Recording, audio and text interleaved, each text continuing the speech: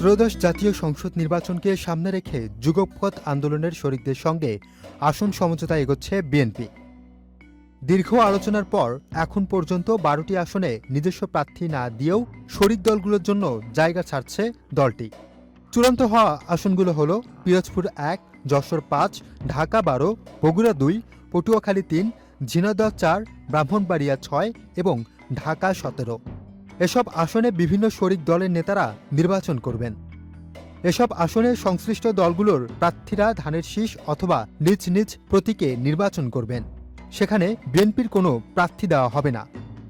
সমঝোতার অংশ হিসেবে পিরোজপুর ১ আসনে জাতীয় পার্টির নেতা মোস্তফা কামাল হায়দার, যশোর ৫ আসনে ইসলামী ঐক্যজোটের মুফতি রশিদ বিন ওয়াক্কাস, ঢাকা ১২ আসনের বিপ্লবী ওয়ার্কার্স পার্টির সাইফুল হক এবং বগুড়া ২ আসনে নাগরিক ঐক্যর আহ্বায়ক মাহমুদুর রহমান মান্না নির্বাচন করবেন। একইভাবে পটুয়াখালী ৩ ও ঝিনাইদহ ৪ আসনে গণ অধিকার পরিষদের নুরুল হক নূর ও রাশেদ খান, ব্রাহ্মণবাড়িয়া ৬ আসনে গণসংহতি আন্দোলনের নেতা জোনায়েদ সাকি এবং ঢাকা ১৭ আসনের বিজেপির চেয়ারম্যান ব্যারিস্টার আন্দালিব রহমান পার্থকে ছাড় দিচ্ছে বিএনপি।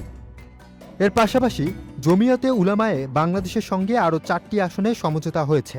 আসনগুলো হল সিলেট ৫, নীলফামারী ১, ব্রাহ্মণবাড়িয়া ২ ও নারায়ণগঞ্জ ৪।